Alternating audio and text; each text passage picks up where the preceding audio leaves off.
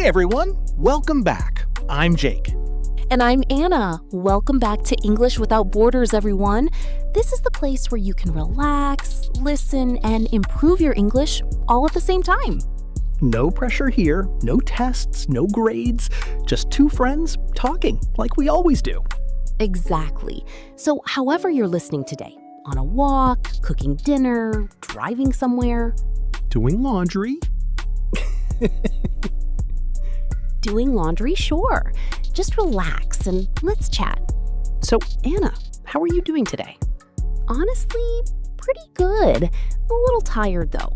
I was up late last night watching a movie I really shouldn't have started at 10 p.m. We've all done that. What movie? I won't say because I fell asleep halfway through and I'm a little embarrassed. How about you? How's your day? Pretty good, actually. Funny story, I was at the grocery store this morning, and I was trying to remember the word for the specific vegetable, and I just could not get it out. Oh no! What happened? I just pointed at it like a caveman. This one, please. Honestly, that happens to everyone, even in your first language sometimes. True, but actually, that little moment this morning made me think about today's topic. Oh yeah? Yeah, because today we're talking about something so many English learners worry about way too much. Pronunciation. Ah, yes. And I think this is going to be such a relief for a lot of people listening. I really think so too. But before we dive in, Right, quick reminder. if you're enjoying the podcast, please hit that like button. It really helps us so much. And subscribe so you get notified every time we post a new episode. And leave a comment. Tell us where you're listening from today. We love reading them. We really do read every single one. Okay, now let's get into today's topic. So here's something we hear constantly from learners. I know the word, I know the grammar, but I'm scared to say it because my pronunciation isn't perfect. So common. And it makes total sense why people feel this way. It does. Because when you're learning English, you hear perfect native accents everywhere. Movies, YouTube videos, podcasts like this one. We try our best. Right. But you know what I mean.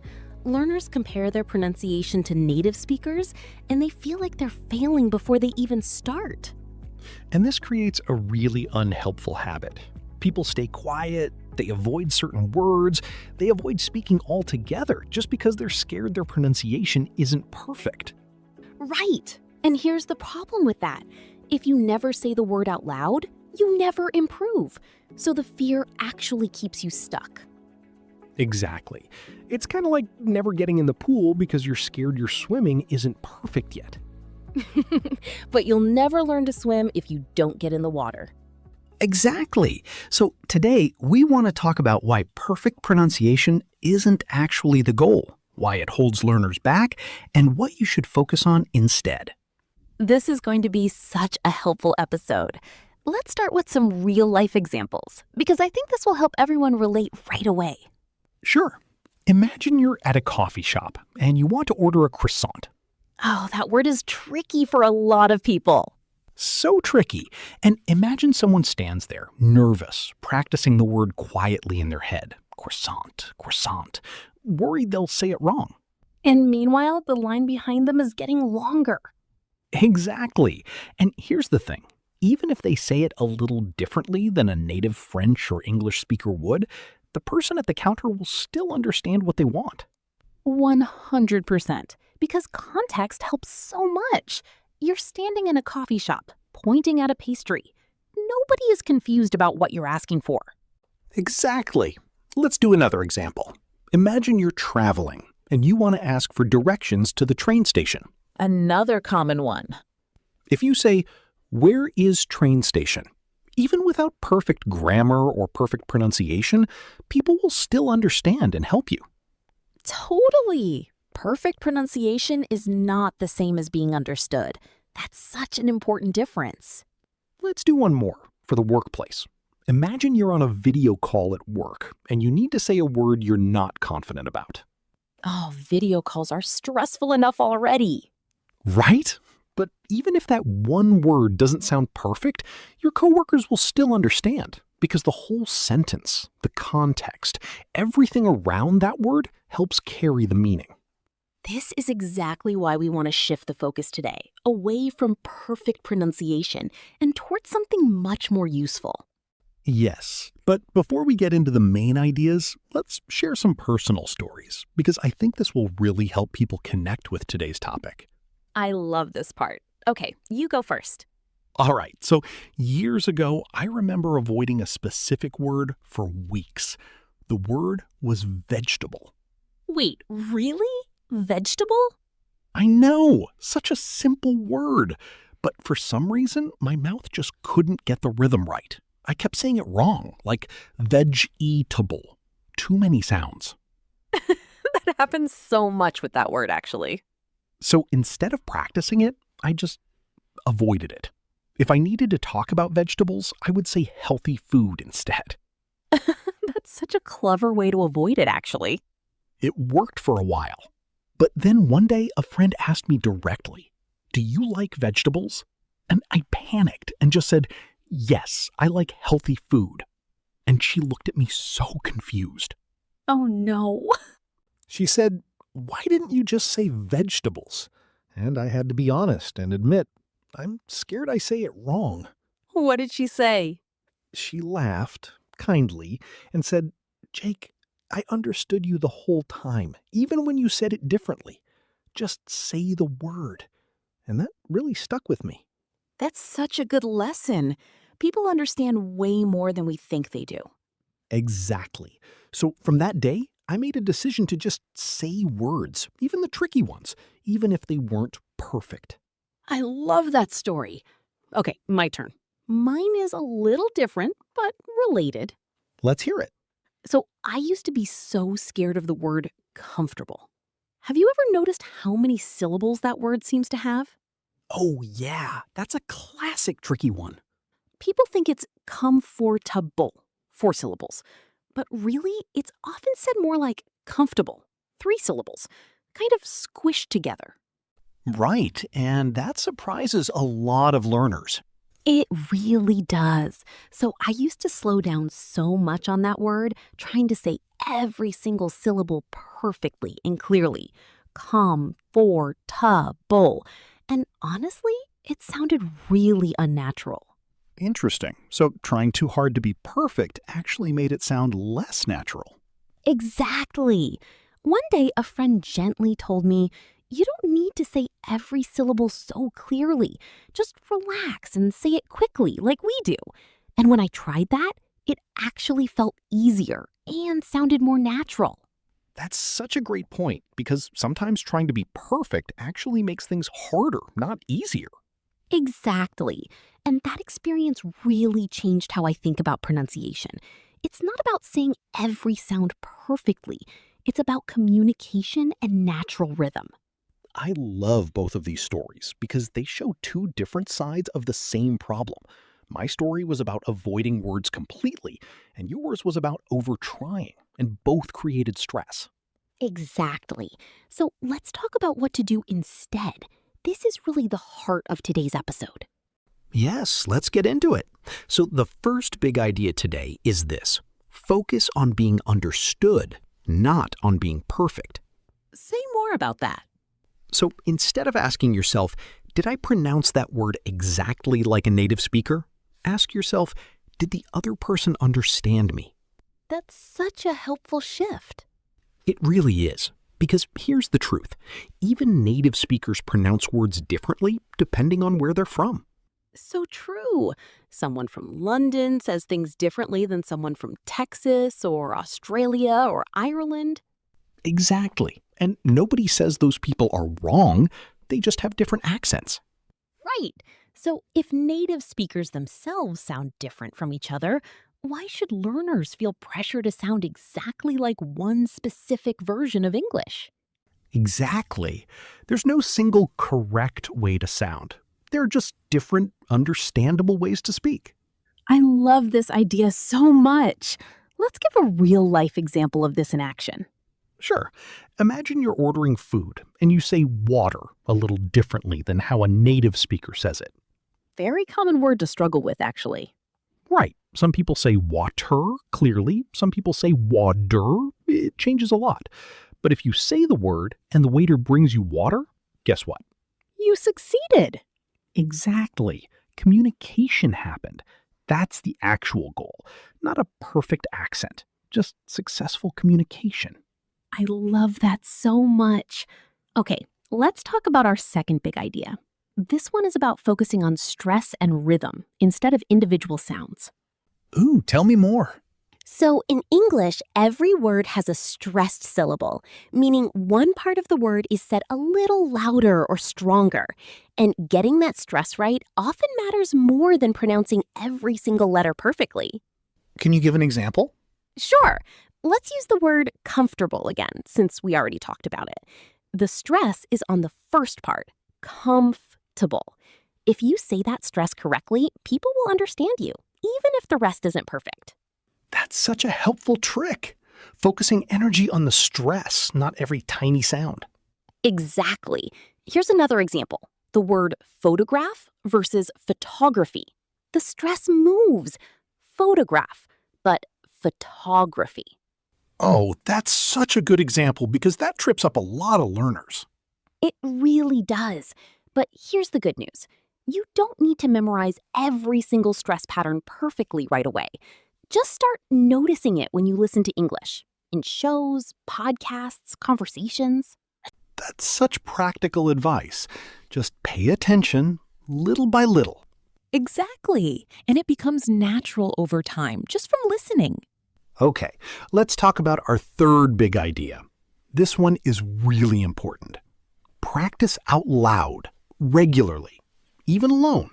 Yes, this connects to something we've talked about before on the podcast, but it's so important for pronunciation specifically. Exactly. Because pronunciation is a physical skill, not just a mental one. Your mouth, your tongue, your lips, they need practice, like a muscle. Right, like Jake said about learning to swim earlier. You can't just think about pronunciation. You have to physically practice it. Exactly. So a simple habit is, when you learn a new word, say it out loud a few times, right away, even if you're alone. And here's a bonus tip. Try recording yourself sometimes on your phone and listen back. Ooh, that's a great one. It can feel a little strange at first. It really can. But it helps you notice small things you can improve without any pressure from another person listening in real time. That's such a low-pressure way to practice. Exactly. You're just practicing with yourself. No judgment, no audience. Okay, let's talk about our fourth big idea. And I think this one might be the most freeing of all. Mistakes in pronunciation are normal and usually not a big deal. Yes, let's really emphasize this. So many learners think one small pronunciation mistake will confuse everyone or make them sound silly. But honestly, in real conversations, this almost never happens. It really doesn't. People are focused on the meaning of what you're saying, not judging each individual sound. Exactly. And even if there's a small misunderstanding sometimes, it's so easy to fix. Right. You can just say something like, sorry, and then explain it a different way. Oh, that's such a useful phrase. Sorry, Very natural, very common, and it shows you're comfortable communicating, mistakes and all. Let's give a few more real-life examples to really bring this all together. Good idea. Let's start with work again. Imagine you're presenting to your team and you mispronounce a word. Instead of stopping completely, feeling embarrassed, you just keep going. Or if someone looks confused, you can simply say, sorry, and continue. Exactly. No big pause, no panic, just a smooth little fix. Let's do school next. Imagine you're answering a question in English class and you mispronounce a word. Instead of stopping and feeling embarrassed, you finish your sentence. Your teacher and classmates will understand your meaning from the context. And honestly, this is a great chance to learn because your teacher might gently correct you, and that's actually a gift, not something to fear. Such a good point. Corrections help us grow. Let's do friends now. Imagine you're telling a story to friends and you say a word a little differently than they expect. Your friends will most likely just understand you and keep listening to your story. They care about what you're saying, not exactly how every word sounds. Exactly. Let's finish with travel, since pronunciation fear shows up so much while traveling.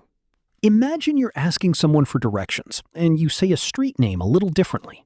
People will usually still understand, especially if you also point or show a map on your phone. Right. Combining speaking with simple gestures makes communication even easier. Such a great tip. Okay, I think it's time for our vocabulary review. We used some really useful words and phrases today. I love this part. Let's go through them. First word, accent. This means the specific way someone pronounces words, often based on where they're from. For example, she has a lovely Italian accent when she speaks English. Or, I love hearing different accents from around the world. Great word. Next, syllable. This is a small part of a word, one sound unit. For example, the word banana has 3 syllables. Ba, na, na. Right. And we talked about how important stress on syllables is for natural pronunciation. Very useful word to know when you're practicing pronunciation. Next phrase, sorry, I mean. We already covered this one, but let's do one more example. Imagine you say the wrong word by accident. You can say, sorry, I mean the blue one, not the green one. Supernatural, very common in everyday conversation. Next word, natural, as in natural pronunciation or natural rhythm. This means something that sounds smooth, comfortable, and normal, not forced or robotic. For example, after lots of practice, her English started to sound really natural. Or try to relax your mouth. It will help your English sound more natural. Great tip inside that example, too. Next phrase, stuck in your head. This means thinking about something too much in a way that stops you from moving forward. For example, don't get stuck in your head about one word. Just keep talking. Really relevant for today's topic. Okay, last word, communication. This is the whole process of sharing information and understanding each other with words or even gestures. For example, good communication is more important than perfect pronunciation. That might be the most important sentence of today's whole episode, actually. I think you're right. Okay, those are all great words and phrases to start using today. Now, let's talk about some simple action steps. I love this part because it turns listening into real progress. Action step number 1. Today, pick one word you've been avoiding because you're scared to pronounce it and say it out loud 5 times right now. Doesn't matter if it's perfect, just say it. Action step number 2. Try recording yourself saying a few sentences in English and listen back, just to notice, not to judge yourself. Be kind to yourself while you listen too. And action step number 3. The next time you make a small pronunciation mistake in a real conversation, practice using our phrase, sorry, I mean, and just keep going, smoothly. These are such simple steps, but they really build confidence over time. They really do. Okay, let's do a quick recap before we wrap up today's episode. Sounds good. So today, we talked about why chasing perfect pronunciation can actually hold learners back. We shared personal stories, my story about avoiding the word vegetable, and Anna's story about overtrying with the word comfortable. And then we talked about 4 big ideas. First, focus on being understood, not perfect. Second, pay attention to stress and rhythm more than individual sounds. Third, practice out loud regularly, even alone. And fourth, remember that pronunciation mistakes are normal and usually not a big deal at all. We also gave real-life examples for work, school, friends, and travel. and reviewed some useful vocabulary you can use starting today. So now we have a question for you, our listener. We'd love to know, is there a specific English word you always avoid saying because you're scared of pronouncing it wrong? Leave a comment and tell us the word. We're genuinely curious, and honestly, we might help you with it in a future episode. We really might. We love these comments so much. Okay, before we say goodbye, I just want to say something important to everyone listening today. Go ahead. Your accent, your pronunciation, it's not something to hide. It's actually proof that you speak more than one language. That is genuinely impressive. Beautifully said. And remember, communication, real connection with another person, that's the goal, not perfection. Exactly.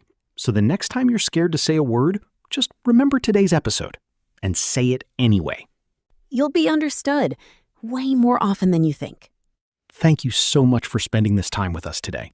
It really does mean a lot to us. If you enjoyed this episode, please like it, subscribe for more, and share it with someone who's a little too scared to speak sometimes. They need to hear this one, so send it their way. Until next time, keep practicing, keep speaking, and be kind to yourself. We'll see you in the next episode. Bye, everyone. Bye!